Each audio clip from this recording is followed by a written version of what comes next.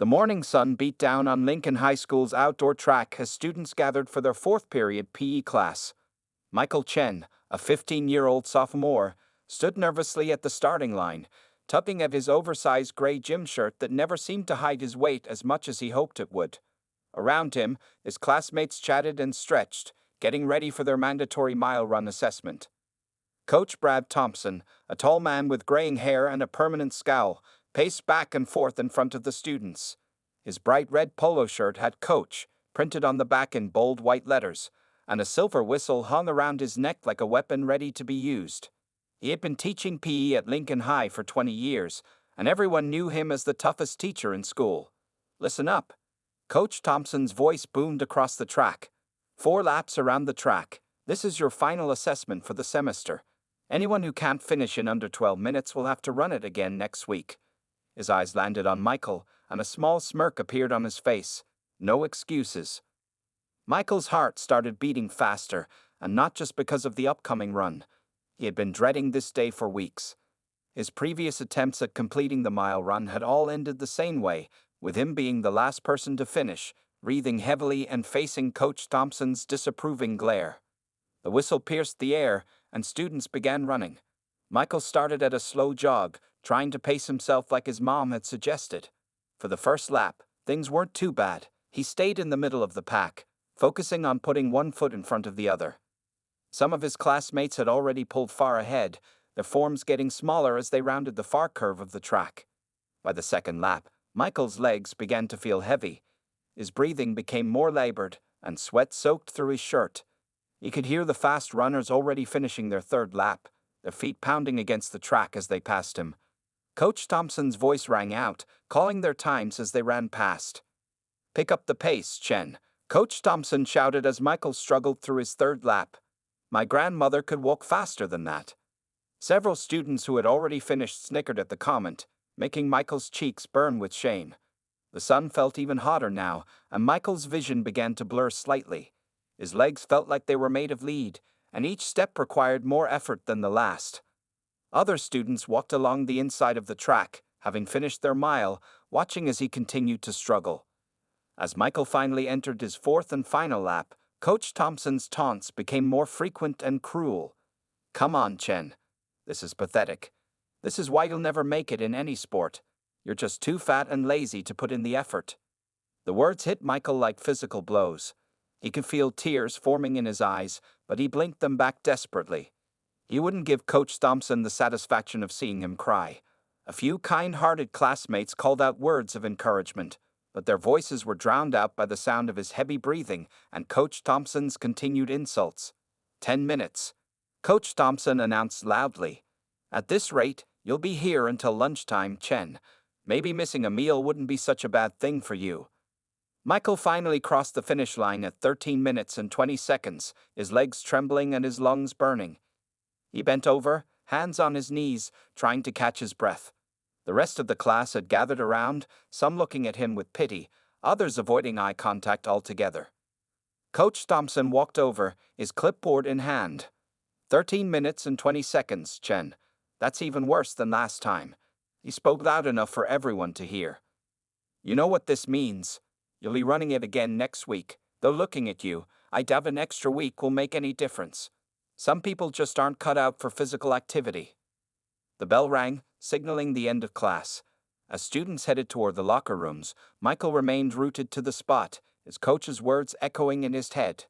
A few tears finally escaped, rolling down his cheeks, but he quickly wiped them away with his sleeve.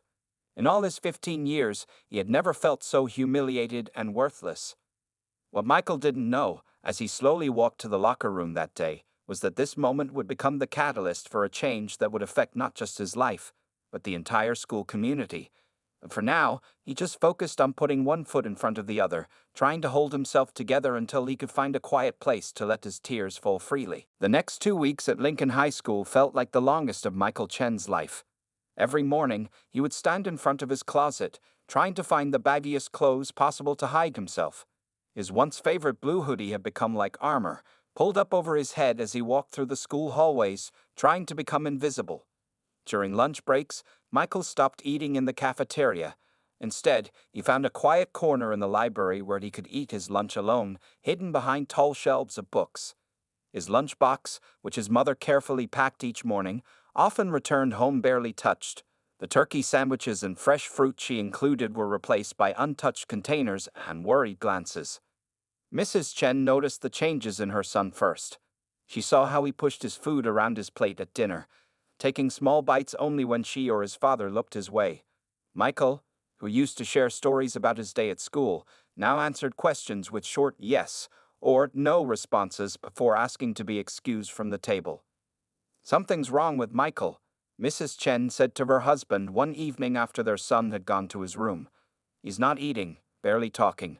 This isn't like him." Mr. Chen nodded, his forehead creased with concern. "His grades are dropping too. I got an email from his math teacher today. He's missing assignments, something he's never done before."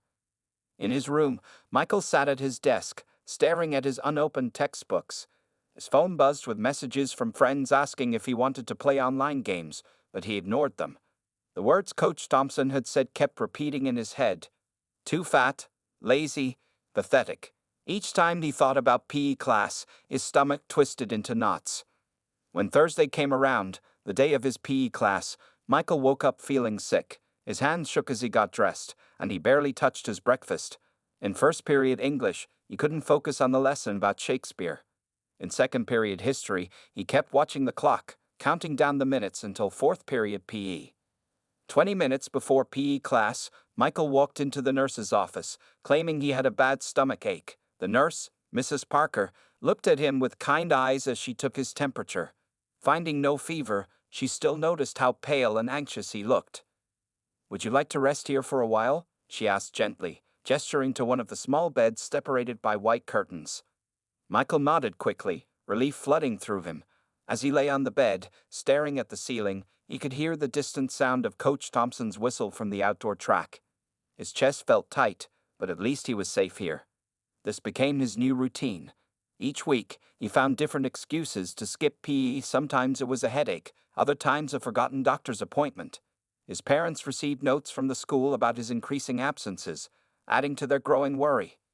One evening, while doing homework, Michael overheard his parents talking in the kitchen. "I called the school today," his mother said in a low voice. "Asked to speak with his PE teacher, Coach Thompson. He said Michael was being dramatic and needed to toughen up." "Toughen up?" His father's voice rose slightly. "Something's hurting our son, and that's his response." Michael quietly closed his bedroom door, not wanting to hear more. He opened his laptop and looked at his grades. The screen showed numbers that made his stomach sink. Math, C. English, C+. History, C. Just 2 months ago, he had been a straight A student. At school, rumors started spreading. Some students whispered that he had a serious illness. Others suggested he was just trying to get out of class. His few close friends tried to reach out, but Michael pushed them away, making excuses about being busy or not feeling well. During one lunch period, hiding in his usual spot in the library, Michael overheard 2 teachers talking on the other side of the bookshelf. "Have you seen Michael Chen lately?" one asked. "He used to be such a bright, engaged student." "I know," the other replied. "It's like watching a completely different person. Something must have happened." Michael sank deeper into his chair, pulling his hoodie tighter around himself. The half-eaten apple on his desk suddenly looked unappetizing. He pulled out his phone and scrolled through old photos. Pictures from just a few months ago showing him smiling with friends, participating in class activities, living a normal life. The person in those photos felt like a stranger now. What nobody realized was that while Michael was becoming more invisible to the world, a storm was building inside him. Sometimes the quietest moments hide the biggest changes, and Michael's silence was about to give way to something unexpected. On a cold Friday night, Michael Chen couldn't sleep. The clock on his bedside table showed 11:30 p.m., but his mind wouldn't stop racing with thoughts about another failed attempt to attend PE class earlier that day. Frustrated with staring at his ceiling, he decided to take a walk, something he only did late at night when no one could see him. After leaving a note for his parents saying he went for a short walk, Michael put on his familiar blue hoodie and stepped out into the quiet night. The streets were mostly empty, with only the occasional car passing by. The cool air felt good on his face as he walked without any particular destination in mind. After about 20 minutes of walking, Michael found himself in a part of town he rarely visited. Most businesses were closed, their windows dark and silent. But one building caught his attention, the gym called Martinez Fitness, that still had lights on inside. Through the large front windows, he could see various exercise equipment and a few people working out despite the late hour. As Michael stood there watching, a woman inside noticed him. She was in her early 30s, athletic but not intimidating, with dark hair pulled back in a practical ponytail. Instead of ignoring him like most people did these days, she smiled and walked toward the door. "Hey there," she called out, opening the door. "I'm Sarah Martinez, owner of this place. Would you like to come in? It's pretty cold out there." Michael hesitated, pulling his hoodie tighter around himself, but something about Sarah's friendly smile made him take a step forward. I was just looking," he mumbled. "Well, you picked a good time to look," Sarah said, holding the door open. "We're actually open 24/7, and these late hours are my favorite. Less crowded, more peaceful." Michael found himself following her inside. The gym was different from what he expected. Instead of mirrors everywhere and people flexing their muscles, it had a comfortable, welcoming feel. The walls were painted in warm colors, and motivational quotes about self-improvement and personal growth decorated the space. "So, what brings you out this late?" Sarah asked, leading him to a small sitting area near the front desk. She grabbed 2 bottles of water from a mini fridge, offering one to Michael. Maybe it was the late hour, or perhaps it was Sarah's kind face, but Michael found himself telling her everything. He talked about Coach Thompson, the humiliation during PE class, his falling grades, and how he felt trapped in a cycle he couldn't escape. Sarah listened without interrupting, her expression growing serious. When Michael finished, she was quiet for a moment before speaking. "You know what I see when I look at you?" she asked. "I see potential, not just for physical change, but for something much more important, inner strength." She stood up and gestured for Michael to follow her. They walked through the gym, past the weight machines and cardio equipment. "Every person in here has a story," she explained. "See that man over there?" She pointed to an older gentleman doing careful stretches in the corner. He started coming here after a stroke. Doctors said he might never walk normally again. Now he's training for a 5K walk. Michael watched as Sarah greeted different people working out, each one returning her smile with genuine warmth. This wasn't just a gym, it was a community. "Listen," Sarah said, turning back to Michael. "I have a proposition for you. Come train with me during these quiet hours. No judgment, no pressure, just guidance and support. We'll start slowly, focusing on what you can do, not what you can't." Michael's immediate instinct was to say no, to retreat back to his safe isolation, but something in Sarah's confident, caring manner made him pause. "Why would you help me?" he asked quietly. Sarah's expression softened. "Because 13 years ago I was you. Different circumstances, same feelings of helplessness and shame. Someone believed in me when I didn't believe in myself, and that changed everything. Sometimes we all need someone in our corner." She pulled out a business card and wrote her cell phone number on the back. "Think about it. If you decide you want to try, text me anytime.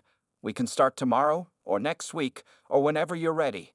The important thing is taking that first step."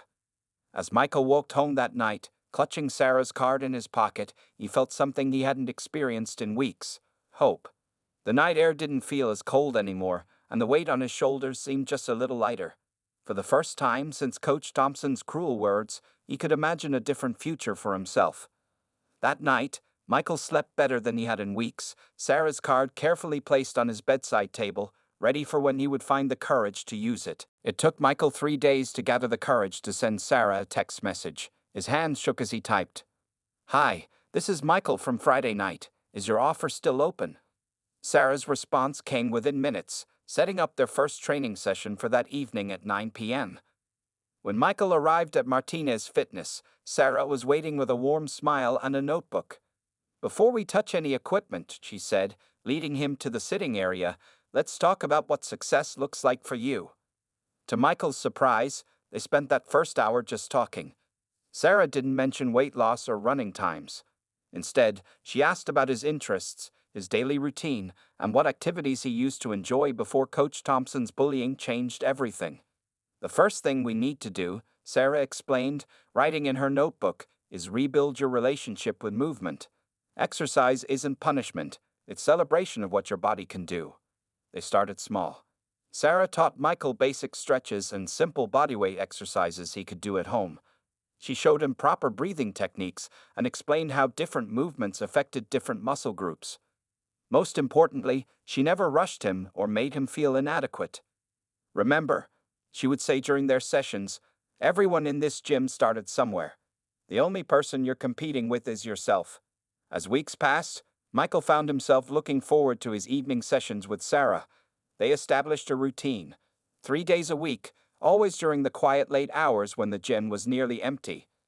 Sarah introduced new exercises gradually, always focusing on proper form and building confidence. 1 month into their training, Sarah noticed Michael spending more time looking at the treadmill. "Would you like to try it?" she asked gently, knowing his history with running. Michael nodded slowly. "But what if I can't do it?" "Then we'll try again another day," Sarah replied simply. "Success isn't about never failing, it's about getting back up when you do."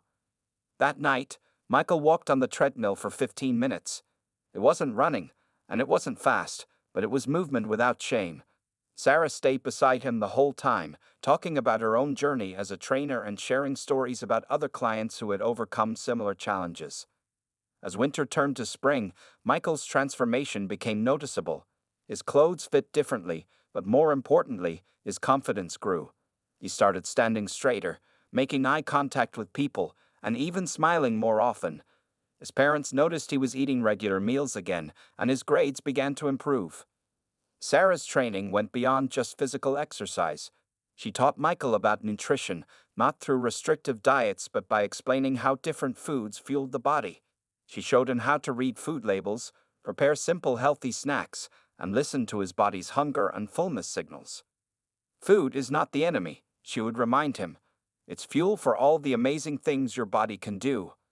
During one session, while Michael was doing a set of push-ups, something he couldn't even attempt when they started, Sarah brought up an important point. "You know, Michael," she said, "strength isn't just physical. I've watched you push through fear, self-doubt, and bad memories. That takes more courage than lifting any weight." 4 months into their training, Michael achieved something he never thought possible. He ran a full mile on the treadmill without stopping. It wasn't as fast as his classmates could run, but that didn't matter. When he finished, tears rolled down his face, not tears of shame like before, but tears of pride.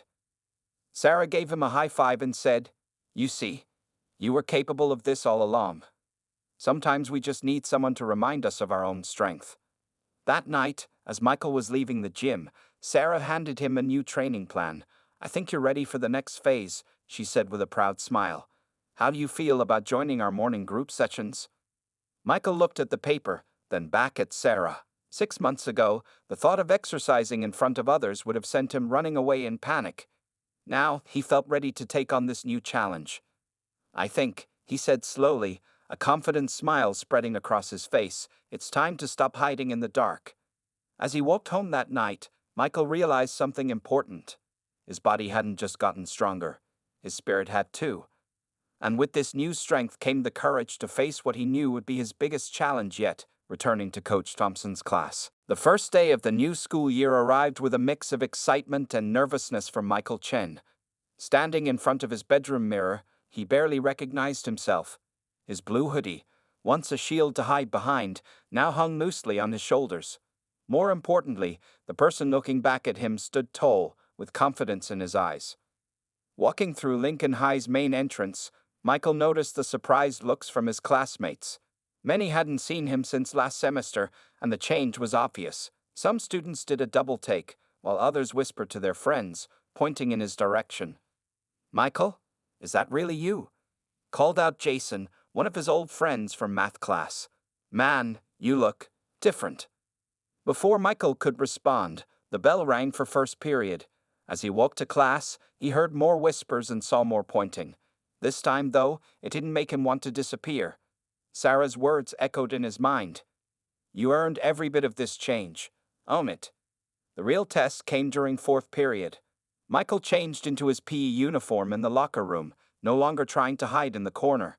As he walked out to the track, he heard the familiar sound of Coach Thompson's whistle. Coach Thompson was taking attendance, his eyes fixed on his clipboard. When he called out Chen Michael and looked up, his usual scowl froze on his face. He blinked several times, clearly thrown off by Michael's transformation. Well, Coach Thompson said, trying to recover his usual commanding tone. Look who decided to stop skipping class. Did you finally decide to take my advice about getting in shape? The other students fell silent, watching the interaction. Michael felt his heart racing, but not from fear this time. He stood his ground, meeting Coach Thompson's gaze directly. Actually, Coach, Michael replied clearly, his voice steady. I found someone who knew how to teach without using shame as a weapon. Coach Thompson's face reddened. Excuse me? He snapped. Are you suggesting I don't know how to do my job? My methods get results. Just look at you. My tough love obviously worked. Michael shook his head. This wasn't because of you, Coach. This happened because I found a real mentor. Someone who showed me that being a good teacher means building people up, not tearing them down. The coach took a step forward, his authority challenged in front of the entire class. Listen here, Chen. You may have lost some weight, but that doesn't give you the right to question my teaching methods. I've been doing this for 20 years. Maybe that's the problem, Michael responded, his voice growing stronger. 20 years of making students feel worthless instead of helping them grow. Do you know how many nights I couldn't sleep because of your words? How many students have dropped out of sports or started hating exercise because of your tough love? Other students began nodding, some even mumbling in agreement. Coach Thompson looked around, suddenly aware that he was losing control of the situation. This is unacceptable behavior, the coach sputtered, his face now deep red. Principal's office now. Michael picked up his bag calmly. You know what? You're right. We should go to the principal's office. I have some things I'd like to discuss with her about your teaching methods. As Michael walked toward the school building, he heard footsteps behind him. Turning around, he saw 3 other students following him. We're coming too, said Emma, a quiet girl who had also struggled in PE. Michael's right. Someone needs to speak up about how Coach Thompson treats us. Coach Thompson watched in disbelief as more students began to step forward, ready to share their own stories. His face shifted from anger to concern as he realized this wasn't just about Michael anymore. You're making a big mistake, Coach Thompson called out, but his voice lacked its usual authority. This isn't over, Chen. Michael turned back one last time. You're right, Coach. It's not over. It's just beginning. As he walked to the principal's office with his classmates, Michael felt a strange mix of emotions. He was nervous about what would happen next, but proud of finally standing up not just for himself, but for every student who had ever felt humiliated in Coach Thompson's class. Sarah had taught him more than just physical strength. She had shown him the power of using his voice for positive change. Principal Martinez, no relation to Sarah, sat behind her desk, looking at the group of students gathered in her office. Michael Chen sat in the middle, with Emma Wilson and 3 other students beside him. Their PE teacher, Coach Thompson, stood by the wall, his arms crossed and his face still red with anger. Let me understand this clearly, Principal Martinez said, adjusting her glasses. You're all here to file formal complaints about Coach Thompson's teaching methods? Michael took a deep breath and spoke first. Yes, ma'am. It's not just about today. This has been going on for a long time. He pulled out a small notebook where he had written down dates and specific incidents of Coach Thompson's bullying. He called me worthless in front of the entire class, Michael continued, his voice steady. He said I would never amount to anything because of my weight. Those were his exact words. Emma raised her hand nervously. He does it to lots of students, she added. Last semester, he made Jenny Morris cry because she couldn't climb the rope in gymnastics. He told her she was embarrassing herself and her family. Coach Thompson stepped forward. This is ridiculous. I motivate my students. Sometimes they need a firm hand to push them to excellence. You can't coddle kids these days. Principal Martinez held up her hand, silencing him. Coach Thompson, please wait outside while I speak with the students. After he left, she turned back to the group. I want each of you to tell me your experiences. Take your time. For the next hour, stories poured out. Michael told his complete story, including how he had started skipping classes and how his grades had suffered. Emma shared how she had developed anxiety about coming to school on PE days.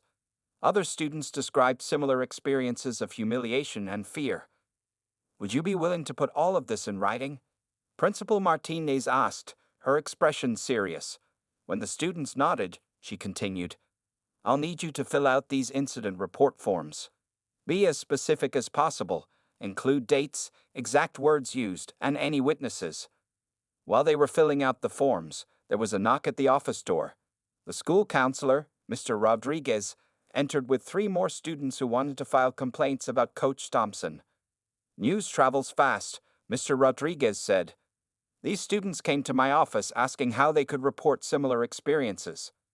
Principal Martinez nodded gravely. We'll need statements from all of you. Mr. Rodriguez, could you please help them with the paperwork?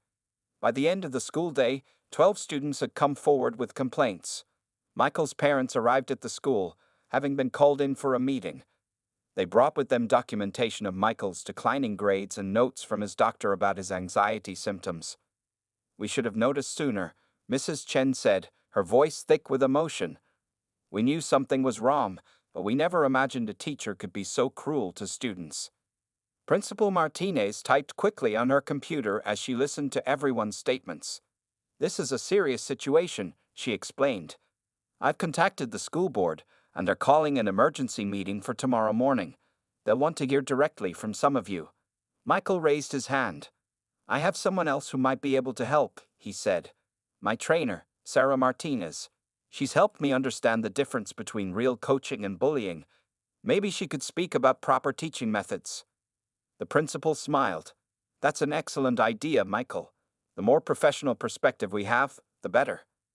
As they left the principal's office that afternoon, Michael felt both exhausted and relieved. In the hallway, other students stopped to thank him for speaking up. Some shared their own stories of Coach Thompson's behavior, promising to come forward too. You started something big, Emma said as they walked out of school.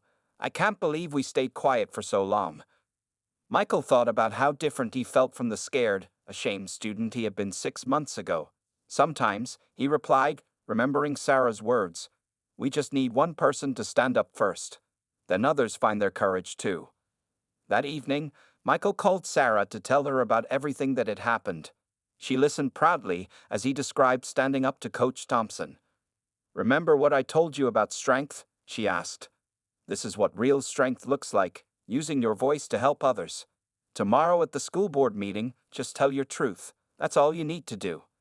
As Michael prepared for bed that night, he felt strangely calm. Tomorrow would be challenging, but he was ready. The truth about Coach Thompson's bullying would finally come to light, and things at Lincoln High would never be the same again. The school board meeting room was packed with people on Thursday morning. Parents, teachers, and students filled every chair, with more standing along the walls. Michael sat in the front row between his parents, watching as the 5 school board members took their seats at the long table up front. Dr. Williams, the school board president, called the emergency meeting to order. Her stern expression showed she understood the seriousness of the situation. Today we're addressing multiple complaints filed against Coach Brad Thompson regarding his conduct as a physical education teacher at Lincoln High School.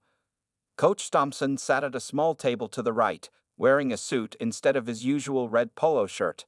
His lawyer whispered something in his ear as Dr. Williams continued speaking. We'll hear testimony from students first, she announced. Michael Chen, please come forward. Michael walked to the podium, his heart pounding but his steps steady. He had practiced his speech with Sarah last night, and her words echoed in his mind. Just tell your truth. My name is Michael Chen, he began, his voice clear and strong. 6 months ago, I was as straight a student who loved school. That changed when Coach Thompson decided to use my weight as a target for public humiliation. For the next 10 minutes, Michael described everything, the cruel comments, the public shaming, the panic attacks before PE class. He explained how his grades had dropped and how he had started skipping meals. Then he talked about meeting Sarah and learning what real coaching looked like. The difference was simple, Michael said, looking directly at the school board members. Sarah taught me that a good coach builds you up, while Coach Thompson only knew how to tear students down. Emma spoke next, her voice shaking at first but growing stronger as she shared her story. Then came Jenny Morris, talking about the rope climbing incident. One by one, students approached the podium, each with their own story of humiliation and fear. When Sarah Martinez took the stand, she brought her professional perspective. As a certified fitness trainer with 12 years of experience, she explained, "I can tell you that shame is never an effective teaching tool. It doesn't motivate, it destroys confidence, and can lead to lifelong hatred of physical activity." Coach Thompson's lawyer tried to defend his actions, calling them old-school motivation and tough love. But when it was Coach Thompson's turn to speak, his arrogance worked against him. "These kids are too soft," he declared, his face reddening. "In my day, we didn't complain about a little criticism. I get results. Just look at Chen. He finally got in shape because of my methods." Michael stood up. "No, Coach. I got in shape despite your methods, not because of them. I succeeded because I found someone who showed me respect and dignity." Dr. Williams called for order as murmurs filled the room. After a brief discussion among board members, she delivered their decision. "Based on the overwhelming evidence presented today, the board has reached a unanimous decision," she announced. "Coach Bradley Thompson's employment with Lincoln High School is terminated, effective immediately." The room erupted in relief and celebration. Some students hugged each other, while others wiped away tears. Coach Thompson stormed out of the room, his lawyer hurrying behind him. But Dr. Williams wasn't finished. "Furthermore, we will be implementing new guidelines for all physical education teachers in our district.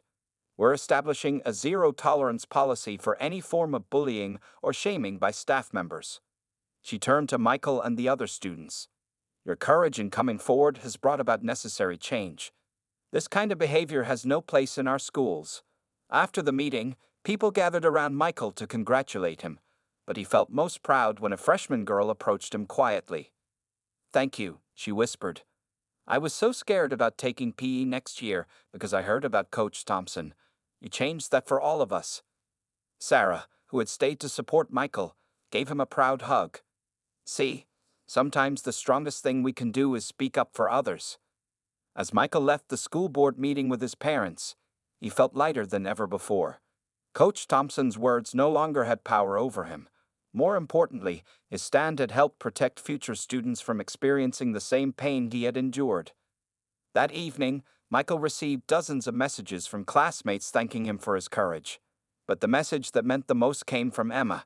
"You showed us that one voice can make a difference.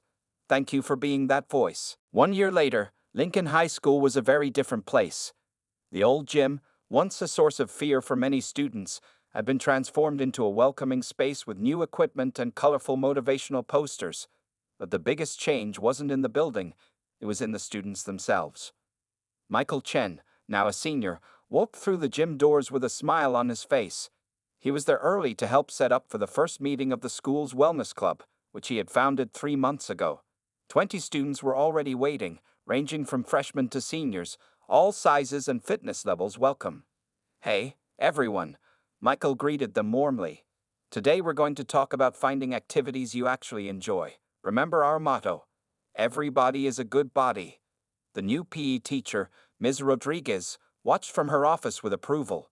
She had been personally recommended by Sarah Martinez and had brought a completely different approach to physical education. Under her guidance, students could choose from various activities, from traditional sports to yoga and dance, ensuring everyone found something they liked. "Michael," Ms. Rodriguez called out, "don't forget we have the district meeting this afternoon. They want to hear about how the peer mentoring program is working." The peer mentoring program had been Michael's idea. Students who felt anxious about PE could be paired with trained student mentors who would support them during class. The program had been so successful that 3 other schools in the district had adopted it. After the morning meeting, Michael checked his phone and found a message from Emma, who had graduated last year. "Guess what? My college is implementing the anti-bullying guidelines you helped create. Your story is still making waves." The guidelines, now known as the Dignity in Education Policy, had spread beyond Lincoln High. They included clear rules against using shame or humiliation as teaching methods, required regular training for coaches and PE teachers, and established safe reporting systems for students who experience bullying. During lunch break, Michael walked to Martinez Fitness to visit Sarah. The gym had grown popular with high school students, and Sarah had even started a special program for teens who needed extra support and encouragement. "Look what came in the mail," Sarah said, holding up a letter. It was from Coach Thompson's new school district, requesting her to conduct a mandatory training session on positive coaching methods. After his firing, Coach Thompson had found a job at a school in another state, but he was required to complete extensive sensitivity training and anger management courses before teaching again. "How does it feel?" Sarah asked, "knowing that your courage changed things for so many people?" Michael thought about it. "Sometimes it still feels surreal," he admitted. "But mostly, I'm just glad something good came from a bad situation." That afternoon, Michael spoke at the district meeting, sharing the success stories from the peer mentoring program. School administrators from across the city attended, taking notes and asking questions about implementing similar programs in their schools. "The key," Michael explained, "is creating an environment where everyone feels safe asking for help. When I was struggling, I thought I was alone. Now students know they don't have to face their challenges by themselves." After the meeting, a mother approached Michael with tears in her eyes. "My daughter started high school this year," she said. "She has the same fears I had about PE class when I was young. But thanks to your program, she's actually looking forward to it. You've changed things for the next generation." That evening, Michael led his regular training session at Martinez Fitness. As he helped a nervous freshman learn proper form for basic exercises, he remembered his own first day there. The scared, shame-filled teenager he had been seemed like a different person now. Sarah joined him as he was finishing up. "You know," she said, "when you first came here, you wanted to change yourself. Instead, you ended up changing the whole system." Michael watched as the freshman successfully completed his exercises, beaming with pride. "The best kind of strength," he replied, using Sarah's own words, "is the kind we use to help others." As he walked home that night, Michael thought about how far he had come. The journey hadn't been easy, but it had led to something bigger than himself. His story had become a catalyst for change, proving that sometimes the greatest victories come not from defeating others, but from helping them become better. The blue hoodie he had once hidden behind now hung in his closet, a reminder of how far he had come. He didn't need it anymore, not because his body had changed, but because he had finally learned the most important lesson. True strength comes from standing up for what's right, even when it's difficult.